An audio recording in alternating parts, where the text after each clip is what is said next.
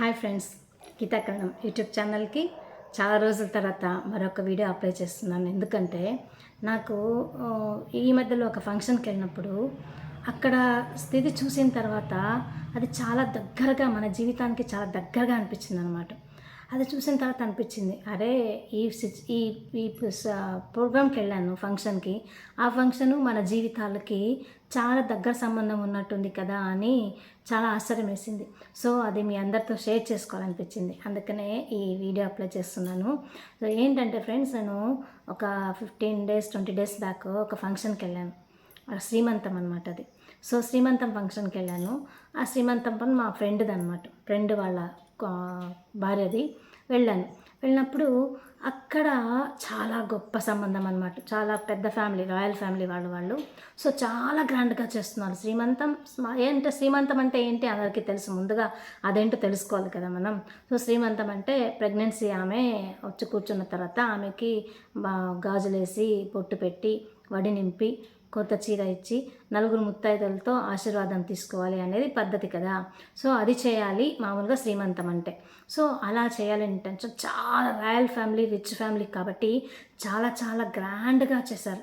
ఎలా చేశారంటే ఆర్కెస్ట్రాని పిలిపించి ఒక ప్రోగ్రామ్ చేసేదానికి వస్తారు కదా, వాళ్ళందరినీ పిలిపించారు. వాళ్ళైతే వాంచుకున్నారు. అసలు ఎంత అద్భుతమైన ప్రోగ్రామ్ అంటే అది 12 o'clockకి ప్రోగ్రామ్ అయినా 10:30 నుంచి స్టార్ట్ అయిపోయింది అనమాట. 10:30 నుంచి వచ్చిన వాళ్ళకంతా జ్యూస్లు ఇవ్వడము, స్నాక్స్ అలాంటివి ఇవ్వడము. తర్వాత వాళ్ళు మంచి వచ్చిన వాళ్ళందరికీ పేరున వాళ్ళు వచ్చిన వాళ్ళని రిసీవ్ చేసుకోవడము. యాంకర్ ఉంటారు కదా, యాంకర్ చాలా యాక్టివ్గా ఎంతో గొప్పగా అంతా ఇంట్రడ్యూస్ చేయడము, కొత్త ఆటలు పెట్టడము. వచ్చిన ఆ 2 hours అందరిని ఎంగేజ్ చేయడానికి మంచి పాటలు పాడడము, మంచి గేమ్స్ పెట్టి గిఫ్ట్స్ ఇవ్వడము. ఇలా 2 hours చాలా చాలా గ్రాండ్గా యాంకర్ నిర్వహిస్తూ వచ్చారనమాట. ఆ తర్వాత ప్రోగ్రామ్ స్టార్ట్ అయింది. ఆ ప్రోగ్రామ్కి అమ్మాయిని పిలుచుకురావడానికి ఒక పెద్ద సింహాసనం లాంటి కారులో వచ్చిందనమాట ఆవిడని పిలుచుకురావడం. అదేంటి సినిమా బాహుబలిలో అనుష్క వస్తుంది కదా, అలా ఆమెని నిలబెట్టించి ఆ స్టైల్లో ఒక రాణిలాగా నిలబెట్టించి ఆమె డ్రెస్ ఏంటి చాలా అద్భుతంగా రెడీ అయిందనమాట. ఆమె కూడా చూడ్డానికి 2 కాళ్ళు చాలలేదు, అంత అద్భుతంగా రెడీ అయ్యి ఆమెను తీసుకొచ్చారు. భర్త పక్కన ఉన్నాడు. ఇద్దరిని మంచిగా దిగించి ఆ తర్వాత కృష్ణుడు ఆమె రాధాకృష్ణుడు మధ్యలో ఉన్నట్టుగా చుట్టూ అక్కడ ఎవరైతే ప్రోగ్రామ్స్ చేసిన వాళ్ళు ఉన్నారు కదా, వాళ్ళందరూ కూడా డాన్సులు వేస్తున్నట్టుగా, కోలాటం వేస్తున్నట్టుగా అలా ఆమెను రిసీవ్ చేసుకొని దాదాపు 1 గంట ఆమె కూడా చిన్న స్టెప్స్ వేస్తూ మా అందరితో కూడా డ్యాన్స్, మేము కూడా సూపర్ పిచ్చగా డాన్సులు వేసాను అనుకోండి. చాలా ఎంజాయ్ చేసాం. అలా అందరూ కూడా డాన్సులు చేస్తూ ఆమెని వెల్కమ్ చేస్తూ అలా 1.5 గంట లోపల పిలుచుకొచ్చిన తర్వాత ఆమెను కూర్చోపెట్టారు. ఆ తర్వాత అక్కడ అష్టలక్ష్ములతో ఏమంటారు ఆరతి, అష్టలక్ష్ములతో ఆరతి అన్నట్టుగా ఒక్కొక్క 8 మంది ముత్తైదులు వచ్చి ఆరతి చేశారనమాట. ఆమెకి ఆరతి పాటలు, ఒక్కొక్క లక్ష్మి గురించి చెప్తూ పాటలు పాడారు. అక్కడ ఒక్కొక్కరు వచ్చి ఆమె ఆడబిడ్డన, పుట్టబోయేది ఆడబిడ్డన, మగబిడ్డన అంటూ రకరకాలుగా ఉన్నాయి కదా, అలాంటివన్నీ చేస్తూ మొత్తానికి ప్రోగ్రాం 2:30 అయిపోయింది. ఓకే, అంతా బాగుంది, ఆరతి చేశారు, అంతా బాగుంది, పిలుచుకొచ్చారు. అందరికీ భోజనాలు, ఎక్సలెంట్ భోజనాలు, రిటర్న్ గిఫ్ట్స్. అసలు ఎంత ఎంజాయ్ చేసామంటే అంత ఎంజాయ్ చేసాం. సో అంతా ఫుల్ ఎంజాయ్ చేసాము, భోజనం చేసాము. అంతా 3:30 అయిపోయింది అప్పటికే. సో మేమంతా రెస్ట్ తీసుకోవడానికి రూమ్స్కి వెళ్ళిపోయాం. నైట్ 8 o'clock ఎప్పుడైతే అంత డ్రెస్ చేంజ్ చేసేసి అందరికి ఎవరికి వాళ్ళు అందరూ ఇట్లా నైటీల్లో అందరు ఎవరికి వాళ్ళు మళ్ళీ నైట్ డిన్నర్కి వచ్చేసాం హాల్లోకి. వచ్చినప్పుడు ఎవరు వాళ్ళు రిలాక్స్గా ఉన్నామన్నమాట, అంతా అయిపోయింది.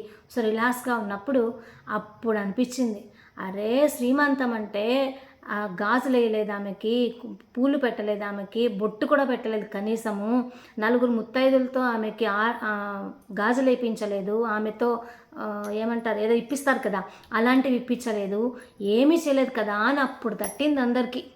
ఏం చేద్దాం, ప్రోగ్రాం అంతా అయిపోయింది. నైట్ 8:30 టైంలో గుర్తొచ్చిందనమాట.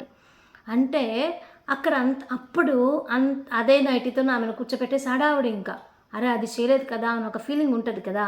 సో ఇమ్మీడియట్గా ఆమెను పిలుచుకుపోయి ఉన్న నలుగురమే ఉన్న ఒక 5-6 మంది ఉన్నాం ముత్తైదులు, అందరం వెళ్ళి ఆమెకి బట్టలు ఇచ్చి ఆమెకి గాజులేసి బొట్టు పెట్టి ఆరతి చేసి పూలు పెట్టి అన్నీ చేసాం. ఆమె అందరికీ నా ఆశీర్వాదం తీసుకునింది. అలా ఎలా చేయాలనుకున్నారో అది ఎలా అయిపోయింది. ఎందుకు జరిగింది అలా? ఎంత గ్రాండ్గా శ్రీమంతం చేయాలి అనుకున్నారు, కానీ ఆ గ్రాండ్గా చేశారు, కానీ అసలైంది చేయకుండా చివర్లో నైటీలతో చేసామన్నమాట. ఆమె నైటీల్లో ఉంది, మేము కూడా నైటీల్లో ఉన్నాం. అలా సింపుల్గా జరిగిపోయింది. అలా ఎందుకు జరిగింది? ఇక్కడ నాకు అది ఫంక్షన్ అయిన తర్వాత కారులో కూర్చొని ఆలోచిస్తూ వస్తుంటే ఒకటే అనిపించింది, మన జీవితం కూడా ఇంతే కదా. మన జీవితాల్లో కూడా మనం పైన ఒక ప్లాన్ చేసుకుని వస్తాం. ప్లాన్లో చాలా అనుకొని వస్తాం, ఇది సాధించాలి, అది సాధించాలి, ఇది నేర్చుకోవాలి, అది నేర్చుకోవాలని వచ్చేస్తాం.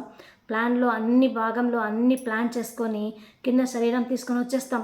వచ్చిన తర్వాత ఇక్కడ మాయలో పడిపోతాం.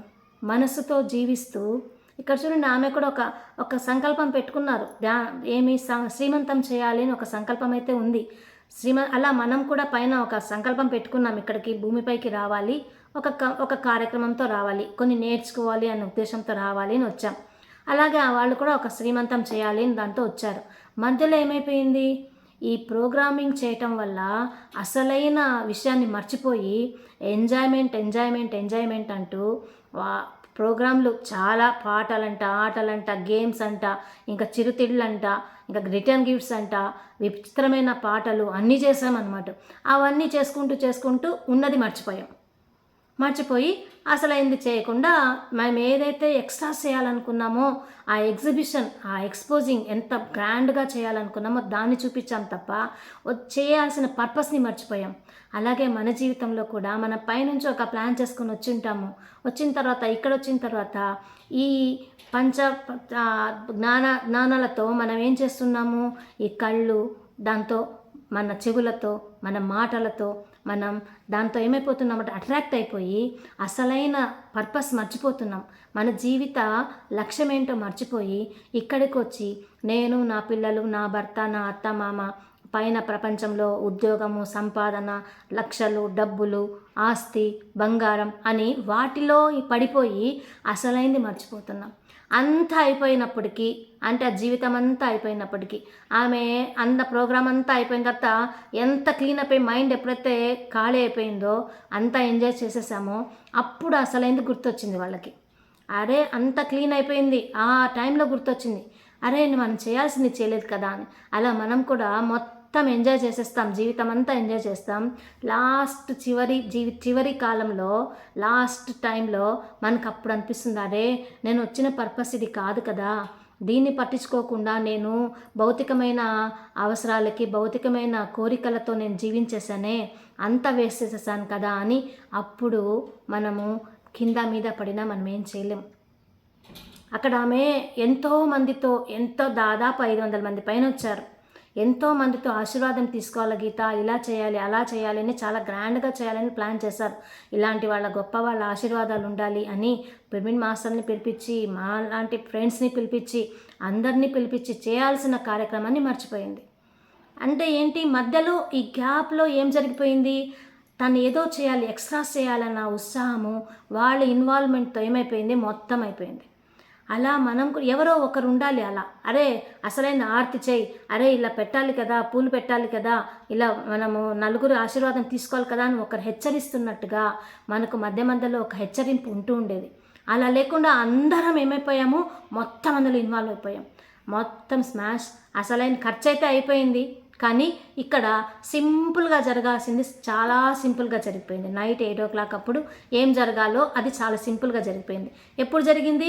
ఎప్పుడైతే ఈ గొడవలేమి లేకుండా, ఇలాంటి ఆర్భాటాలేమి లేకుండా ఎప్పుడైతే సైలెంట్ అయిపోయిందో అప్పుడు అసలైంది గుర్తొచ్చింది.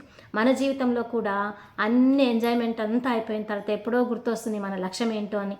కానీ అప్పుడు గుర్తు తెచ్చుకొని కూడా మన శరీరం సహకరించకపోవచ్చు, మనం చేయాల్సింది చేయలేక ఎప్పుడు పోతామో తెలియదు కదా. కాబట్టి మనము అసలైంది అనుకున్న జన్మని వేస్ట్ చేసేసుకుంటున్నాం ఫ్రెండ్స్. కాబట్టి మన జీవితాల్లో కూడా ఇలాంటివి, ఇప్పుడు పెళ్ళి కూడా అంతే, చాలా గ్రాండ్గా చేస్తూ ఉంటారు. మధ్యలో పూజారి ఉన్నాడు కాబట్టి తాళి కట్టడం అనేది మధ్యలో గుర్తు చేస్తూ ఉంటాడు అనమాట. తాళి కట్టే టైం అయింది, జీలకర్ర బెల్లం పెట్టే టైం అయింది, కాబట్టి తొందరపడండి, పక్కకు రండి అని చెప్తూ ఉంటాడు. టైం చూసుకొని. అలా మన పిరమిడ్ మాస్టర్లు కానీ, మన స్పిరిచువల్గా ఎదుగుతున్న వాళ్ళందరూ కూడా మధ్య మధ్యలో గుర్తు చేస్తూ ఉంటారు, నీ వర్క్ ఏంటి, ధ్యానం చేయి, నిన్ను నువ్వు తెలుసుకో, నీ అంతరంగంలోకి వెళ్ళు అని మధ్య మధ్యలో ఆ పూజారి హెచ్చరిస్తున్నట్టుగా మనకు ఒక హెచ్చరిస్తూ ఉంటారు. ఆ హెచ్చరికని మనం గుర్తుపెట్టుకొని ఆ హెచ్చరిక తగ్గట్టుగా మనం మూవ్ అయితే ఆ పెళ్ళి బాగా జరుగుతుంది, ఆ ముహూర్తం టైంకి జరుగుతుంది.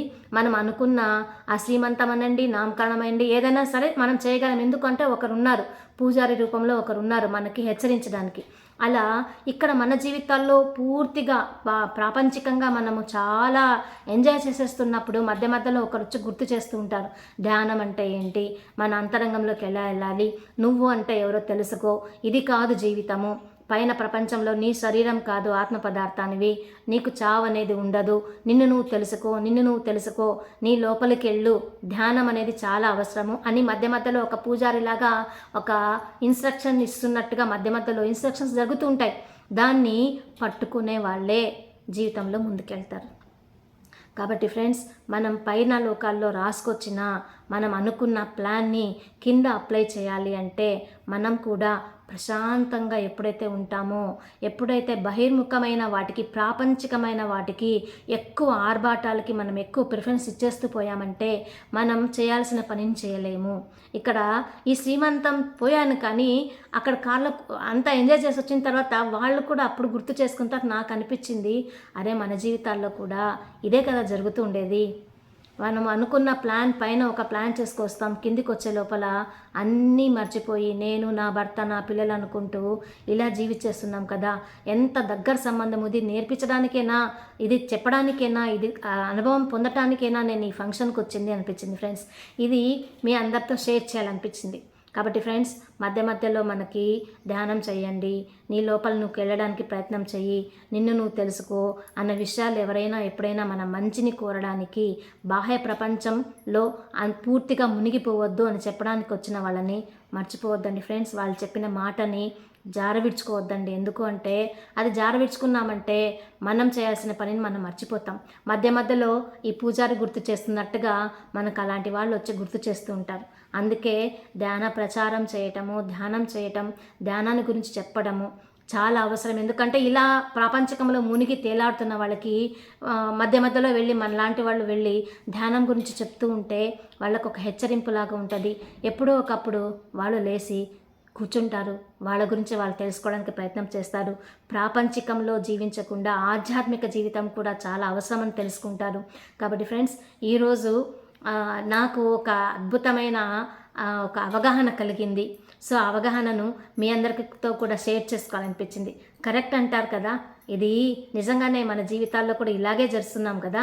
కాబట్టి ఫ్రెండ్స్, ఇలా చేస్తున్నాం కాబట్టే మనల్ని మనం మార్చుకోవడానికి, మనల్ని మనం అసలైన జీవిత సత్యం తెలుసుకోవడానికి, మన పర్పస్ ఆఫ్ లైఫ్ తెలుసుకోవడానికి ధ్యానం కంపల్సరీ ఫ్రెండ్స్.